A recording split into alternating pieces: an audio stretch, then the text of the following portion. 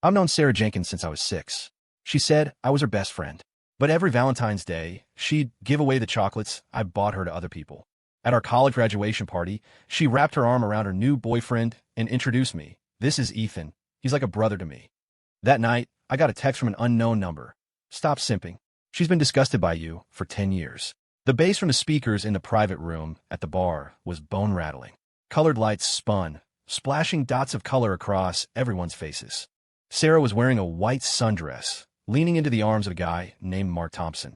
She was smiling, so wide her eyes were crescent moons. It was a look I'd never seen before. Everyone, this is Ethan Miller. We've known each other since we were in diapers, she said, clapping me on the shoulder, harder than she probably meant to. Mark reached out to shake my hand. His fingers were long, his nails perfectly manicured. I've heard a lot about you from Sarah. Thanks for looking out for her all these years. The words were polite, but I tasted something else underneath them. Sarah jumped in. Seriously, he's more reliable than my actual brother. She turned to me. Right, Ethan? I didn't say anything. I just picked up a bottle of beer from the table and filled my glass. The foam spilled over, cold and sticky on my fingers. Mark smiled. Well, I guess it's my turn to take care of her from now on. He tightened his arm around Sarah's waist. She leaned her head on his shoulder. It was so natural, like they'd rehearsed it 100 times. Someone from the crowd yelled, "Kiss her! Kiss her!" Sarah's face flushed as she gave Mark a playful shove. Stop it. But her eyes were sparkling as she looked at him. I tilted my head back and chugged the beer. My Adam's apple bobbed. The beer tasted bitter. Maybe it had been sitting out too long. By the time the party broke up, it was already 1 in the morning. A light rain had started to fall. It wasn't heavy, but it was dense. Sarah tugged on Mark's sleeve. Can you give me a ride? I didn't bring an umbrella. Mark pulled out his car keys. Of course. He glanced at me. How are you getting home, Ethan? I wave a hand. I'm close, I'll just walk. Sarah added, his apartment is right in that complex up the street. It's a 5-minute walk. She pulled Mark toward the parking lot, then called back over her shoulder. Text the group chat when you get home. The rain soaked through my shirt, leaving a dark patch. I watched the taillights of a black sedan disappear from the campus gate. I pulled out my phone. The class group chat was blowing up with gossip from the party. Someone posted a photo of Sarah and Mark kissing. It was a little blurry, but I could still see Sarah's eyes were closed, her eyelashes long against her cheek. I muted the group chat and opened my direct messages with Sarah. The last message was one I'd sent that afternoon. Bring an umbrella. Might rain tonight. She never replied.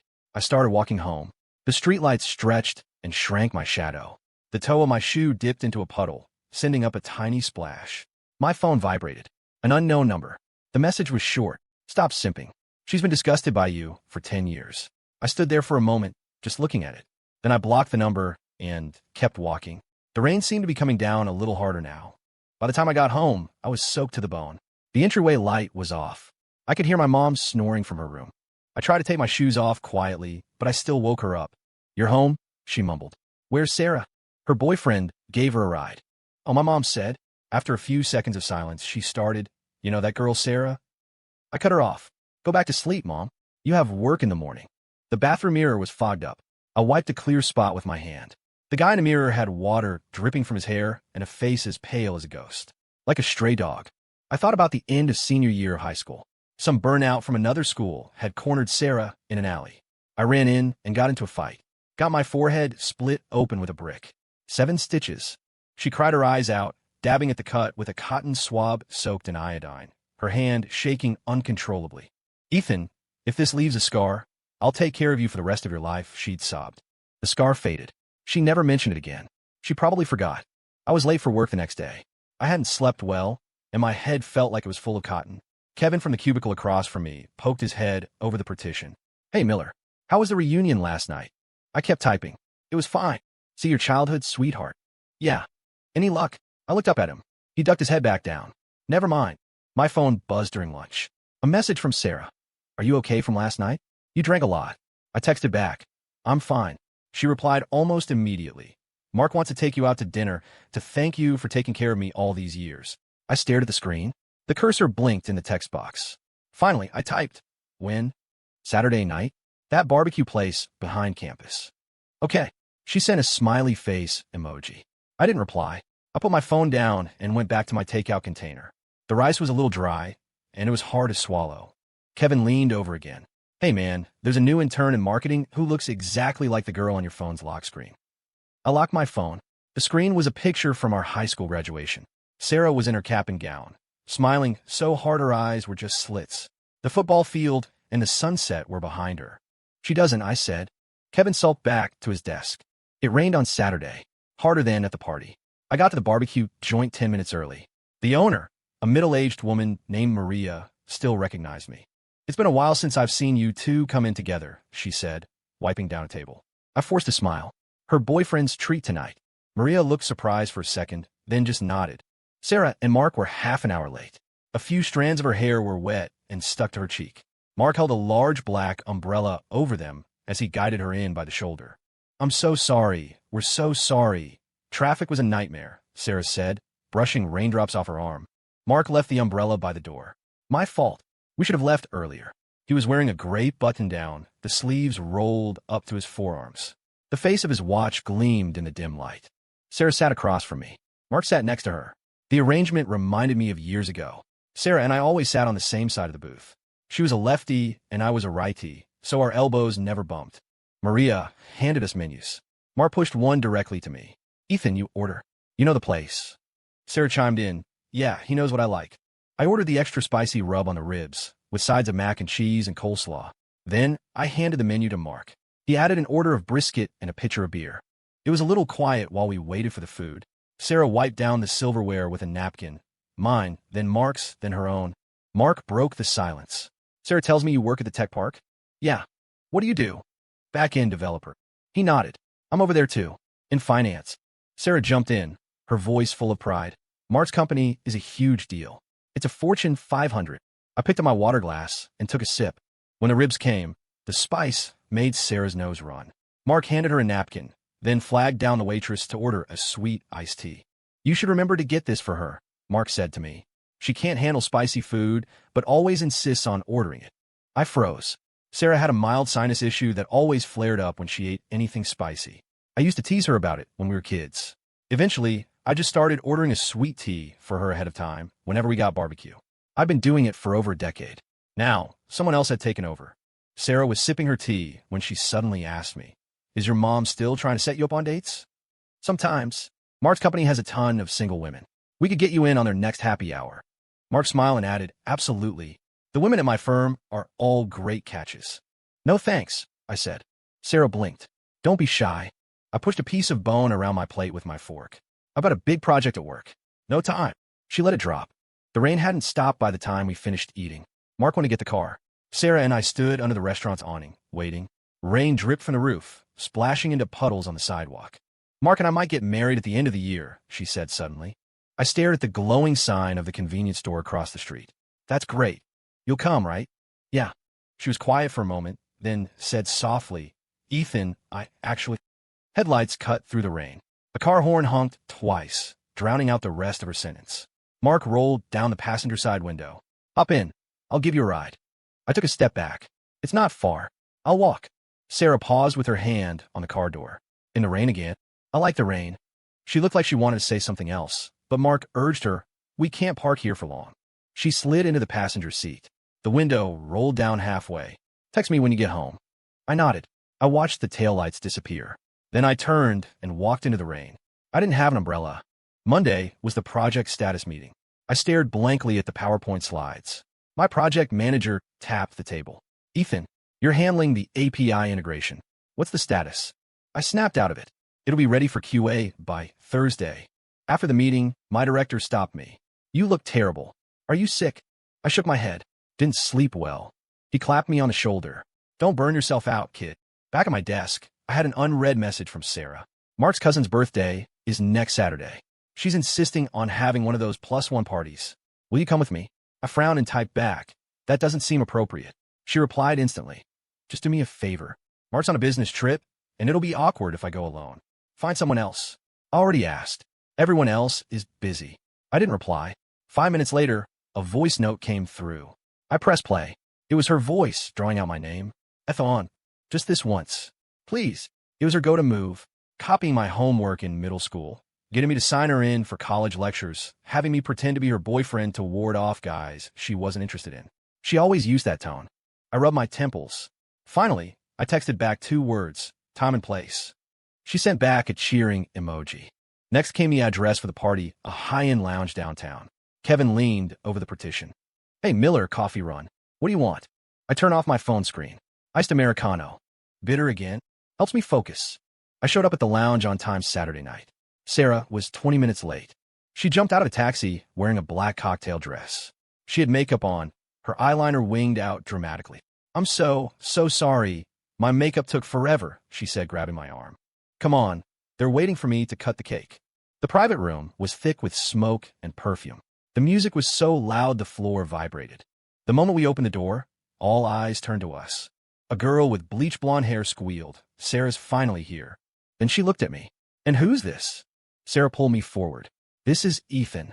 He's my friend. The blonde girl winked. Boyfriend. Sarah laughed. Childhood friend. A few knowing whoops went through the crowd. I was shuffled to a sofa in the corner. Sarah was pulled into the center of the room to sing a duet. They were singing Perfect by Ed Sheeran. When she got to the line, I found a love to carry more than just my secrets. She glanced my way. Our eyes met for a second before she quickly looked away. I pulled out my phone and pretended to scroll. Someone sat down next to me, cloaked in a heavy cloud of perfume. Hi, I'm Lily, Mark's cousin. It was the blonde. I nodded. Ethan. She leaned closer. Sarah said you're a programmer? Yeah. You don't look like one. I didn't know they made them this handsome. I didn't respond. She kept going. So, are you two really just childhood friends? Yeah. Then how long have you been in love with her? I looked up at her. She was smiling, a sly look in her eyes. Sarah finished the song and squeezed between us on the sofa. Lily, don't you go harassing him. Lily raised her glass. We're just chatting. She leaned in and whispered something in Sarah's ear. Sarah shoved her playfully, laughing. Get out of here. Then she picked up the beer in front of me and took a sip. What is this stuff? It's so bitter. She stuck out her tongue and grimaced. Just like when we were kids. When they brought out the cake, Lily insisted that I sing Happy Birthday with everyone. Sarah put the cheap paper crown on my head. The birthday girl gets what she wants, she said. After the song, Lily cut the first piece and handed it to me. For our most important guest, the frosting was sickeningly sweet. Sarah used her fork to pluck the single cherry off her slice and put on my plate. I know you like these. Lily cooed. Wow, you know him that well. Sarah's expression tightened for a second. He's just a really picky eater. Won't eat any fruit except cherries. It was true. On a field trip in elementary school, her mom had packed a fruit salad with cherries. She'd given them all to me and ate the apple slices herself. After that, whenever cherries were in season, she would buy them and pick them out for me. Does Mark know that? Probably not. Near the end of the night, Sarah went to the restroom. Lily slid over again. I know about you, she said. I looked at her. She swirled the wine in her glass. Sarah has a photo album on her phone, locked with our graduation year as the password. She paused. It's full of pictures of you. I didn't say anything. But she'll never choose you, Lily said, her voice laced with something like pity. Her mom loves guys like Mark. When Sarah came back, her eyes were red. What's wrong? I asked. She shook her head. An eyelash fell in my eye. It was raining when we left. She hadn't brought a coat. I took off my jacket and held it over her head. Is your ride coming? I asked. She stared at her phone. My Uber is number 23 in the queue. The night wind was cold. She was shivering in her thin dress. I hesitated for a second, then put my arm around her shoulders. Get closer, you'll get soaked. Her body went stiff for a moment, then she slowly leaned against me. Her hair smelled like strawberry shampoo, just like when we were kids. Ethan, she said, her voice barely a whisper. Yeah. What if? Headlights swept toward us. She pulled away. My car's here. The jacket fell from my hands. The cold rain hit my face. After that night, Sarah stopped contacting me. Her Instagram feed started filling up with pictures of her and Mark, visiting art galleries, hiking, going to farmers markets. She had a brilliant smile in every single one. I tried to scroll past them quickly, but one caught my eye. Mark was on one knee, tying her shoelace. The caption read, "He still treats me like a princess." Kevin commented on one of my posts, "Hey man, isn't that your lock screen girl?" I didn't reply. I went home for dinner that weekend. My mom made pot roast. As she was dishing it out, she said casually, "Mrs. Peterson for downstairs wants to introduce you to someone. She's an elementary school teacher, a really stable job." I picked up my food. I'm busy at work. You're never too busy for a relationship, she sighed. Sarah's about to get married. You need to move on to... My fork stopped. Who said that? Her mom mentioned it at the grocery store yesterday. Mark's parents are helping them with a down payment on a house. The pot roast was a little salty. I added some water to my glass. My mom was still talking. Sarah's not a bad kid, just a little spoiled by her mother. My phone vibrated. It was a message from Sarah. What are you doing? I put my fork down. Eating. My mom made some of her strawberry jam. Want me to bring you some tomorrow? No thanks. Also, I need to talk to you about something. Okay. She sent me a location pin. A coffee shop near my office. When I got to the coffee shop the next day at noon, Sarah was already there. She was in a blazer, her laptop open in front of her. Sorry, my meeting ran late, she said, motioning for me to sit. I ordered an Americano and waited for her to speak. She stirred the foam on her latte. Mar proposed. The ring was flashy. The diamond wasn't huge, but the cut was intricate. Congratulations. She looked down and smiled. It was actually kind of sudden. The waiter brought my coffee. I took a sip. It was so bitter my tongue went numb. Where did you buy the house? A condo in Beacon Hill. She paused. His parents helped with the down payment. Nice. Silence. Then she asked, do you remember that rainy day our senior year? I looked up at her. You jumped the fence to go buy me fever medicine and twisted your ankle. I remember. Why were you always so good to me? Just was. She laughed. Right? You've always been like that. The laptop screen went dark, reflecting her blurry face. Ethan, if her phone rang. After she answered it, her expression soured. It's an emergency at work. I have to go back. She quickly packed her things. She got to the door, then turned back and pulled a small glass jar from her bag. The jam. My mom wanted you to have it. Then she hurried away. The jar was still warm. I sat there for a long time until the coffee was cold. On the hottest day in July, my company had a team-building hike. I got heat stroke. I was dizzy and throwing up, and a colleague had to drive me home. I woke up in the middle of the night with a fever, my whole body aching. I fumbled for my phone to make a call and hit the first speed dial number. It rang twice before I remembered it was Sarah's number.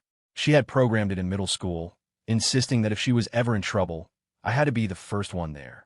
I never changed it. I hung up, but she called right back. What's wrong? She asked, her voice thick with sleep. I swallowed, my throat feeling like sandpaper. Wrong number. She was quiet for a few seconds. You don't sound right. I'm fine. Do you have a fever? Yeah. I heard rustling on the other end of the line. Open your door. I'm downstairs. I was stunned. What? I was in the neighborhood. I struggled to the door and opened it. She was really standing there, in pajamas and slippers, holding a plastic convenience store bag. There was sweat on her forehead. How did you? She pushed past me and pressed the back of her hand to my forehead. You're burning up. She dug through the plastic bag for fever reducers, then went to the kitchen to boil water. I leaned against the sofa and watched her. Her silhouette looked so fragile. Drink this, she said, helping me sit up. The pill stuck to the back of my tongue, and I grimaced at the bitter taste. She opened her palm. It was a Jolly Rancher, found in your desk drawer. The candy dissolved, its sweetness washing away the bitterness. I closed my eyes. I heard her whisper, don't tell Mark about this. I won't. He's the jealous type. I know. She sat on the floor with her back to the sofa. You used to take care of me like this when we were kids. I know. Her phone screen lit up. A message from Mark. You awake, babe? She turned the screen off and stood up. You should get some sleep. I'm leaving. The door clicked shut behind her. I spoke to the empty room. Actually, what? No one answered. After I recovered, I applied for a temporary transfer. 2 months in Austin. I didn't tell Sarah. At the airport, I got a message from her. Was the jam any good? I replied, it was good. Want to see a movie this weekend? Mark's working late. Business trip. 2 months. The 3 dots indicating she was typing appeared and disappeared for a long time. Finally, a single word came back. Oh, the project in Austin was intense. I worked until after midnight every day. My new colleagues dragged me out for drinks at a food truck park. The smell of grilled beef for late-night tacos filled the air. They talked about mortgages and wedding costs. I just listened. Late one night, I received an email from Sarah. The subject line was wedding invitation. The body was blank. Attached was a photo from our high school field day. She had fallen during the 800-meter race, and I was giving her a piggyback ride to the nurse's office. You could see my face in profile. She was on my back, laughing. The only text was a caption. Found this while looking through old photos. I didn't reply. 2 weeks later, another blank email arrived. This time, the attachment was a picture from our college cafeteria. She was stealing all the green peppers from my plate and putting them on hers. The caption, can't believe you're still such a picky eater. I closed the browser tab. The third email was the electronic wedding invitation. It was much more formal. The names of the bride and groom were side by side. The date was in October. This time, there was a message in the body. You'll come, right? I replied, I'll try. The mouse cursor hovered over the delete button for a long time. I never clicked it. The day I got back to Boston, Sarah was at the airport to pick me up. She was holding a sign with a pig drawn on it in marker. "Welcome back, you jerk," it read. She was grinning. The hand holding my suitcase handle froze. "How did you know my flight?" I asked your mom. In the car, she was chatty, talking about wedding plans, the dress she chose where they were going for their honeymoon. I leaned my head against the window and watched the scenery go by. It was autumn in Boston, and the leaves were just starting to turn yellow. "Ethan," she said, suddenly quiet. "Yeah, if I called it all off, right now, would you run away with me?" I glanced at the driver in the rearview mirror. He was wearing earbuds. "That's not funny." She laughed out loud. "Just kidding. Scared you, didn't I?" Then her tone shifted. "But you have to be my man of honor. Ask one of Mark's friends." "No, it has to be you." While we were stopped at a red light, she said softly, "Because you've seen me at my absolute worst." That included the time she cried her makeup off after a breakup, the time she'd had food poisoning and was a wreck in hospital.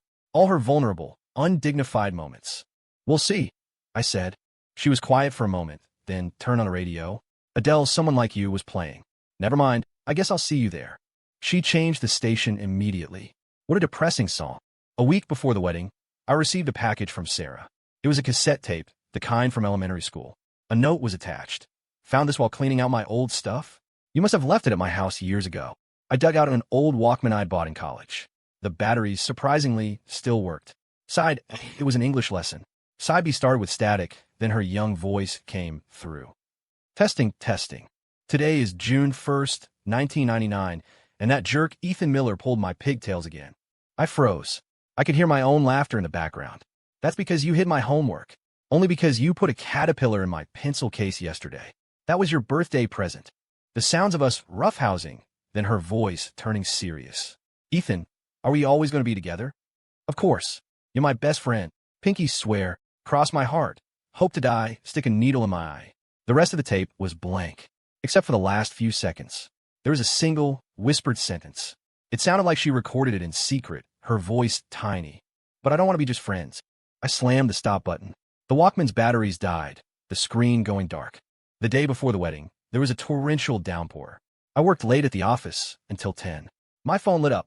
It was Sarah. I answered, but all I could hear was the rain and the sound of her breathing. "What's wrong?" I asked. "Tomorrow." Her voice was hoarse. "What time will you get there?" "Before it starts." Silence. Rain hammered against the window. "Ethan, if..." Mark's voice came from her end of the line. "Babe, who are you talking to? Come try on your dress for the reception." She mumbled a reply to him, then said to me, "I have to go." The line went dead. I went back to writing code. At 1 in the morning, my phone lit up again. A voice message from Sarah. I pressed play. It was just the sound of wind and rain. She sounded like she was outside. "I'm on the old footbridge, the one we used to hang out on in high school. It's raining really hard. Don't forget your umbrella." A car horn blared in the background. The message ended. I called her back. No answer. After the third try, I grabbed my car keys. The elevator was rising slowly from the ground floor when my phone vibrated with a new text. From Sarah. "Drank too much earlier. Sent that to the wrong person." I hit the button to open the elevator doors and went back to my apartment. I took a shower. When I came out, there was another message from her. "See you tomorrow." And a system notification. "Sarah Jenkins has enabled friend requests. You are not currently friends." The white light of the screen made my eyes ache. That notification was like a needle in my pupil. I put the phone down and continued to dry my hair. When the towel brushed against my forehead, I felt the scar. A faint, raised line. After all these years, you could barely feel it. The rain outside grew heavier, drumming against the glass. I turned off all the lights and lay down on my bed. The phone vibrated again. It was a billing alert from my mobile carrier. I switched the phone to silent and rolled over. My pillow smelled like strawberry shampoo. She must have used my bathroom when she came over to get something last week. The scent felt suffocating now. I got up, stuffed the pillow into the back of my closet, and lay back down. The sound of the rain was a little quieter. Maybe the wind had shifted.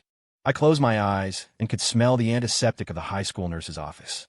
She was hiccuping from crying so hard, her uniform sleeve stained with my blood. "Ethan, if this leaves a scar, I'll take care of you for the rest of your life." What did I say back then? "Oh, right." I'd said, "Then you'll be taking care of me for a very long time." She'd only cried harder. The scar faded. She forgot, just like she forgot what she'd said on the tape. "But I don't want to be just friends." And now, finally, she didn't even want to be that. The wedding day was sunny. I wore a new suit that was a little too tight. Kevin saw me in the elevator and whistled. "Looking sharp, Miller. Big date. A wedding. Whose?" A friend's. A massive wedding portrait was displayed at the hotel entrance. Sarah was in a white gown, smiling with those crescent moon eyes. She was holding hands with Mark, a photoshopped Eiffel Tower behind them. A young woman I didn't recognize was at the gift table. She gave me a lingering look as she took my card. "This way, sir. The table for former classmates is in the corner to your right." The ballroom was bright, a champagne tower refracting a rainbow of light. The officiant was testing the microphone, his voice echoing. I found an empty seat at a table. A few high school classmates were there. We exchanged nods. When the wedding march began, the entire room fell silent. Sarah, on her father's arm, walked slowly down the aisle. Her veil was long, trailing behind her. She didn't look at the guests, her eyes fixed on Mark at the altar. During the ring exchange, one of them dropped. It rolled to a stop by my foot. I picked it up and handed it to the maid of honor. Sarah's gaze brushed over me, then quickly moved away, as if she were looking at a stranger. The officiant told the groom he could kiss the bride. Mark lifted the veil and kissed her. The applause was deafening. The champagne in my glass remained untouched. When they came to our table for the toast, she had changed into a red dress. The neckline was high, covering her collarbones. That was always the sharpest part of her. I remembered her weight from a physical in middle school. 105 pounds. She'd probably gained a little since then. "Thank you all for coming," Mark said, raising his glass. She raised hers along with him. Her nails were newly manicured, sparkling with rhinestones. When our glasses clinked, her hand trembled. A bit of wine sloshed onto my cuff. "I'm sorry," she said. "It's fine." Mark clapped me on the shoulder. "Hey, man, next time we'll be drinking at your wedding." I smiled but didn't say anything. As they moved to the next table, I got up to go to the restroom. In the mirror, my tie was crooked. I pulled it off and stuffed it in my suit pocket. On my way out, I ran into her in the hallway. She was alone, leaning against the wall, smoking a cigarette. I stopped. She never smoked. "Got a light?" she asked, her voice raspy. I fumbled in my pocket for a lighter and handed it to her. She lit the cigarette, took a drag, and coughed. "Don't start if you don't know how. Mark likes it." She blew out a puff of smoke. The acrid smell mixed with her perfume. "That night," she said abruptly, "I waited on the bridge until 3 in the morning. I didn't answer. A security guard finally came and told me to leave, said I was a public nuisance. An ash fell on her red dress, burning a tiny hole. I deleted you as a friend because..." She hesitated. Mark saw my phone. "Okay." He wasn't happy. "I understand." She stubbed out the cigarette and looked up at me. "Ethan, is there anything you want to say?" Someone from the end of the hall called out. The bride's needed for photos. She answered them, then turned to leave. I spoke. I listened to the tape. Her back stiffened. The last line on side B. She didn't turn around, her fingers clenching the slit of her dress. I was just rambling. Her voice was very soft. "I know." She walked away quickly, her high heels clicking on the marble floor. Each step sounded like a countdown. After the wedding, I blocked Sarah on everything. All her numbers, her social media, even the old email address she'd been using. A transfer opportunity came up at work. I put in for a permanent position in Seattle. I didn't tell anyone I was leaving. As the plane took off, Boston shrank below me into a grid. I closed my eyes and thought about third grade. She had stolen her mom's blush and painted 2 red circles on my cheeks, saying it would make me look more energetic for the school play. The entire class laughed at me. She got so mad she threw the blush on the ground, the glass compact shattering into a million tiny stars. All those stars had gone out now. The project in Seattle was demanding. I often worked past midnight. I learned to eat spicy food, even though it still made my nose run. But there was no one to order me a sweet iced tea anymore. One day, during a downpour, I took shelter in a convenience store. I saw a rack of Jolly Ranchers, the same kind she had given me. I bought one, unwrapped it, and put it in my mouth. It was too sweet, cloying. When I left, the rain had stopped. The puddles on the ground reflected the neon lights, like a spilled paint palette. My phone vibrated. An unknown number. I answered. It was her voice, thick with tears. "Ethan." I hung up and blocked the number. The movements were fluid, automatic. When I looked up, I saw my reflection in the glass door. My face was blank, like a stranger's. The next time I heard anything about her was 2 years later. My mom called to tell me Sarah had gotten a divorce. Mark had cheated on her with an intern from his company, and she had caught them. The divorce was messy. She didn't ask for anything except the condo. That child, my mom sighed. She insisted on marrying him, and now look. I said, continuing to type. Her mother came by yesterday. She said Sarah's not doing well. Just stays locked up at home all day. The cursor blinked on my screen. "Maybe you should. Go back and see her." I cut her off. "Mom, I'm in a meeting." After I hung up, I stared at the code on my screen. I looked at it for a long time before I realized I'd made a typo. I corrected it and saved the file. When I got home from work, a package was waiting for me. It was a cassette tape, just as old as the last one. A small, scrawled note was attached. Found this in the attic. I think it's yours. I found my old Walkman, but the batteries had leaked acid. When I went to buy new ones, the young clerk asked, "Does anyone even use these anymore?" Side B of the tape was staticky. Then her voice came through, even younger this time, probably from elementary school. "Ethan, my mom said today that when I grow up, I should marry someone like you." My own young laugh. "Because I'm handsome?" "No, because you live close to the school, so I could sleep in." The sound of us wrestling, then a long stretch of silence. Just as I thought it was over, a final sentence emerged. "The part about sleeping in was a lie. The part about wanting to marry you was real." The sound cut off. I pressed the stop button and walked to the window. The Seattle skyline was too bright. You couldn't see any stars. Just like the ballroom on her wedding night. The next time I saw Sarah was 3 years later, over Christmas. My mom was in the hospital for a minor surgery, and I flew back to Boston to be with her. I ran into Sarah at the entrance to the surgical wing. She was pushing a wheelchair. Her mother was in it. She had lost a lot of weight. She was wearing a puffy winter coat that seemed to swallow her whole. We both froze. She spoke first. "How's your mom?" "It's a minor procedure. She'll be out tomorrow." "That's good." Silence. Her mom recognized me and grabbed my hand warmly. "Ethan, dear, are you seeing anyone?" "Mom." Sarah cut in. Her mother smiled and let go. "You two chat. I'll just go on ahead." We were alone in the hallway. The smell of disinfectant was the same as the nurse's office in high school. "Are you? How have?" We both started at the same time, then stopped. She smiled a little. "You first. How have you been?" "The usual." She kicked at a scuff mark on the floor. "I opened a flower shop. Right by the old school." "That's great. And you, still in Seattle? It's warmer there." "Yeah." A nurse pushed a cart past us, its wheels squeaking. She said suddenly, "Did you get the tape?" "Yeah. I'm divorced." She looked up at me, her eyes bright, as if they were holding water. "Ethan, if right now My mom called from the doorway of her room. "Ethan, the doctor needs to see you." I nodded in her direction, then back at Sarah. "I have to go." As I turned, I felt a tug on my sleeve. It was a faint pull, just like when she used to ask to copy my homework. "Tomorrow at 3, she whispered, "is my flower shop's grand opening." I didn't look back. She let go of my sleeve. As I walked away, I heard her mother ask, "Is he married?" She didn't answer. The next day, at 2:50 p.m., I was standing on the street behind our old school. The neighborhood had changed a lot. The internet cafe was now a bubble tea shop, the bookstore a hot pot restaurant. Only the old barbecue joint was still there. The owner, Maria, was outside, snapping green beans. She recognized me. "Hey, long time no see." I smiled. "Waiting for someone." I smiled. "Waiting for someone." Just walking around. The flower shop was on the corner. The sign was hand-painted, Sarah's Blooms. Through the glass window, I could see her misting a bouquet of lilies. She wore a pale green apron, her hair tied up in a bun. She looked more relaxed than she had on her wedding day. I stood across the street, watching the minutes tick toward 3 o'clock. She kept glancing at her watch, then at the door. At 3:05, I turned and walked toward the barbecue place. Maria was surprised. "Leaving already?" "Suddenly got a craving for ribs." "By yourself?" "Yeah." The extra spicy rub, with sides of mac and cheese and coleslaw. Maria brought me a sweet iced tea on the house. "Your old girlfriend used to love this stuff." I put the straw in. It was too sweet. It was 4 o'clock by the time I finished. A sign for a grand opening sale was propped up outside the flower shop. She was standing by the door, handing out flyers. A student took one and said, "Thanks, ma'am." I walked down a back alley to call a cab. My phone vibrated. It was a call from my office in Seattle.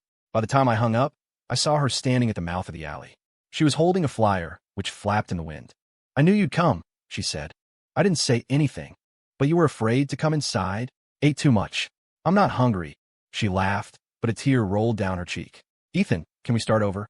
The wind picked up her flyer, which read, "For new beginnings and old memories." I bent down, picked it up, and held it out to her. "The shop's name is nice." She didn't take it. The wind snatched the paper from my hand and dropped it in a puddle. The ink bled into a blue smudge. "I had a checkup last month," she said softly. "They found fibroids. The doctor said I might not be able to have kids." I stared at her. "So you don't have to worry anymore," she said, forcing a smile. "No one's going to force you to marry a woman who can't give you a family." A taxi pulled up. I opened the door. She just stood there, watching me, looking just like she had on that rainy day when we were 18. I got in the car. "Let's go," I told the driver. In the rearview mirror, she slowly crouched down, shrinking into a small dot. like a period at the end of a sentence. The night before I flew back to Seattle, I was packing up some old things from my room. At the bottom of the box, I found my elementary school yearbook. Her handwriting filled an entire page dedicated to me. Favorite people: Mom, Dad, and Ethan. Dream: to be Ethan's bride. To my future self in 10 years. Make sure you marry Ethan. At the bottom, she had drawn a lopsided heart in red pen. I closed the yearbook and put it in the trash. When I went downstairs to take it out, I saw her standing under a streetlight, her shadow stretched long on the pavement. "You're leaving tomorrow?" she asked. "Yeah." She held out a paper bag. "Dried cherries. Your favorite." I didn't take it. "Don't worry, they're not poisoned," she said with a weak smile. I took the bag. "Thanks. Is Seattle good?" "It's fine. That's good." Silence stretched between us in the cold night air, our breath turning to white clouds. "I'm going on a date next month," she said suddenly. "He's divorced, has a kid."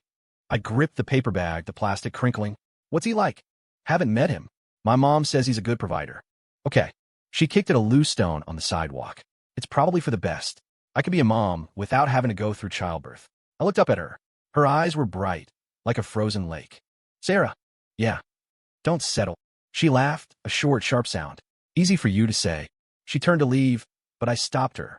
I reached into my pocket, pulled something out, and pressed it into her hand. It was the Jolly Rancher, melted and rehardened, its wrapper crinkled. "I was going to give this to you on your wedding day. But now." I trailed off. "Forget it." She clenched her fist around the candy, her knuckles turning white. "Ethan, if there's a next life." "There's no next life." I cut her off, turning and walking into my apartment building. The motion-activated lights flickered on, one floor at a time, like a countdown. When I got to my apartment, my phone lit up. A text from her, from a new number. I ate the candy. It was sweet. I didn't reply. 3 minutes later, another message, but not as sweet as it was back then. Outside, it started to rain again, just as hard as the night I deleted her from my life. 10 years later, I was leading a team at a tech summit in Chicago. During a coffee break, one of our new hires exclaimed, "Director Miller, you're on TV." The large screen in the hotel lobby was playing a local news segment on a special needs school. The camera panned across a classroom where a woman in a blue dress was teaching deaf children how to make paper flowers. The profile was familiar, though there were fine lines around her eyes. The caption identified her: Sarah Jenkins, floral therapist. As she demonstrated sign language, I saw a simple, plain band on her ring finger. The reporter asked her why she chose this profession. She smiled at the camera, her eyes curving into crescent moons. "Because some people can't hear you when you tell them you love them." The conference hall was noisy, and I couldn't hear the rest of what she said. My phone buzzed. It was a picture from my wife of our daughter. The 3-year-old had her hair in pigtails and was happily eating a cherry. She had spit the pit in her hand and was grinning, a gap where a tooth used to be. I saved the picture and made it my lock screen. On the last day of the summit, it was raining in Chicago. I hailed a cab to the airport. We passed a flower shop. The sign read Sarah's Blooms, in the same font as the one in Boston. In the window was a cherry blossom bonsai, its red fruit glowing. The driver said, "The owner of that place is a real saint. Teaches disabled kids flower arranging for free every year." I rolled down the window, and a cool mist sprayed my face. It was cold, but spring was definitely on its way. My phone rang. It was my daughter's cheerful voice. "Daddy, the cherries are ripe. Come home soon." I closed the window. "Sir," I said to the driver, "can you step on it?" "You got it." The windshield wipers swished back and forth like they were waving goodbye. In the rearview mirror, the flower shop's sign blurred, becoming a soft patch of light. Like a cherry she had handed me one summer afternoon, so long ago, it had left a faint red stain on my palm. After all these years, it had finally faded. End of text.